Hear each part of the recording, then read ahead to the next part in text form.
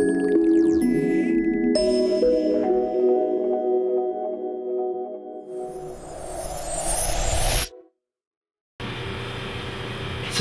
whatever amount of trays that you plant, you're going to stack them on top of one another. We're looking at one here, so you're also going to need, if you're doing one tray, you're going to need 2 trays. If you're doing 6, you're going to need 7.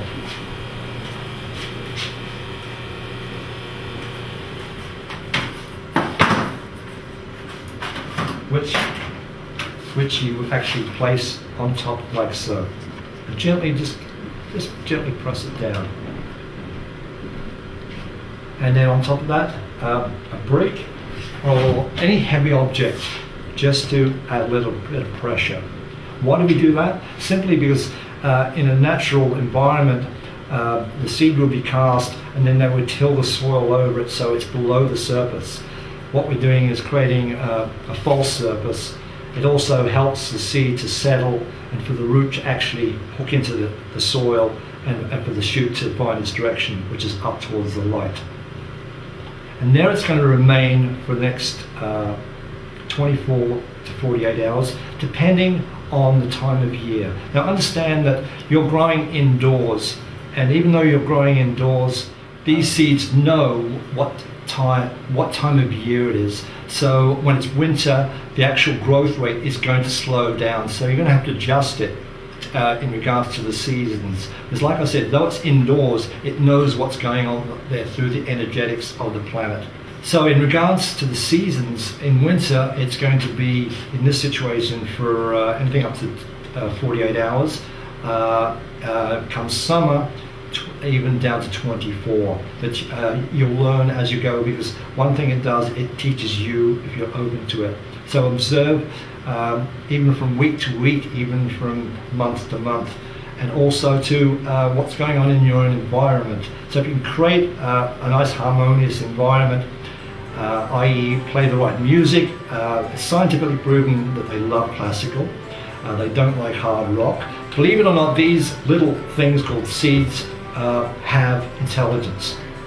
They know what they are. They're susceptible to the energetics. They're affected by the planets, the sun, the moon, and whoever's looking after them. So try to be nice. Try to be happy. Be happy. Enjoy what you're doing. If you're having a bad day, then the plants ain't going to be too happy about that. For example, a wonderful book I highly recommend is The Secret Life of Plants. Read that and your life will never be the same again. You'll never look at the plant the same way again. You'll have a great appreciation of it. Just as you'll have a great appreciation of actually growing something in your own home and watching it grow and knowing that you're part of that growth. And without you, that cannot grow. There is a relationship happening.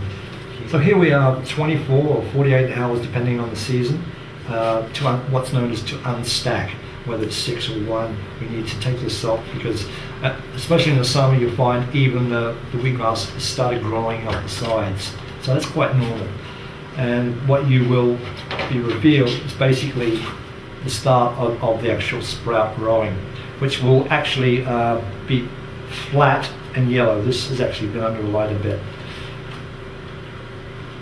So from here you want to put it under a good light source, preferably what's known as grow lamps. They come in sizes 4 foot to 8 foot, or there's what's known as a true light, or even if you cannot afford that sort of lighting mechanism, even a table lamp with a spectrum bulb in, and they're available from places like Earth Roots, etc., etc. The actual plant grow lamps, fluorescent, you can actually buy from Home Depot for $6. And if you do have it on a rack system, you want the actual source of light to be 14 inches above the actual shelf that the wheatgrass is sitting on. And once under the light source, it's going to be there for anything from 4 to 6 days, depending once again on the season. And you are going to be watering it at least once, even twice a day if necessary. but you'll get a feel for that as you get to know and have that relationship I was telling you about, from being sensitive to whether it does need watering, because one of the joys of actually watching this grow is even within your own house it forms dew on it, and there's nothing more beautiful than wake up in the morning and seeing green grass growing in your house with dew on it.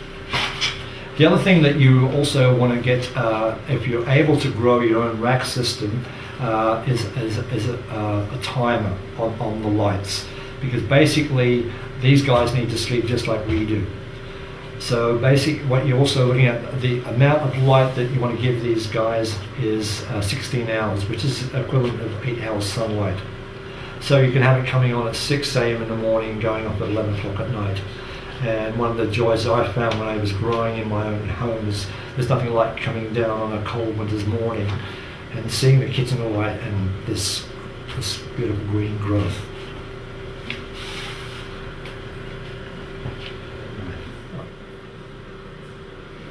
And here we have 4 stages of the growth process from start to finish of the wheatgrass.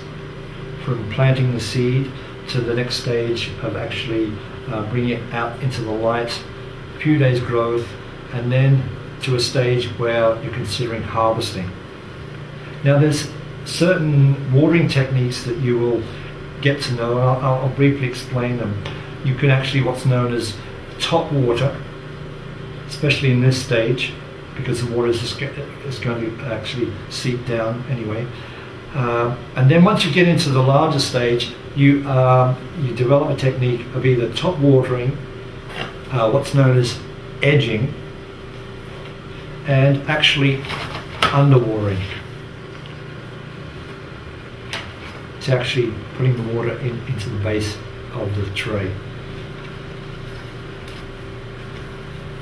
The other thing it likes, in particularly wheatgrass, likes cool temperatures, and it also needs to be stimulated just like we do. So every now and then you can just feel it, enjoy it. A fan would help, but not too directly, as it likes that motion, and also like the wind in the fields.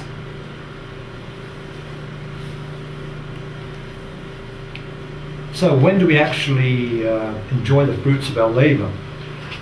You're looking at, on average, from the moment you soak your seed to the time of harvest, 10 days. And now it's harvest time, to reap the rewards of your labor. So how do we actually remove our grass from the soil base? Quite simply, with a serrated edge knife. How do we do that? Simply, but remember where your fingers are. Basically, you're cutting ½ inch above the soil base. So if there is any activity of mold, which in many cases the mold that we will see is a natural action between organic and inorganic material that is not harmful to you. So you're above that. So simply a good handful, and we cut like so.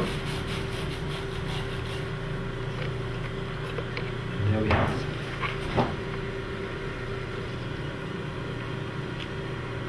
This gives you the ability to cut off any roots if you happen to pull them out, and even trim it if you're that way inclined.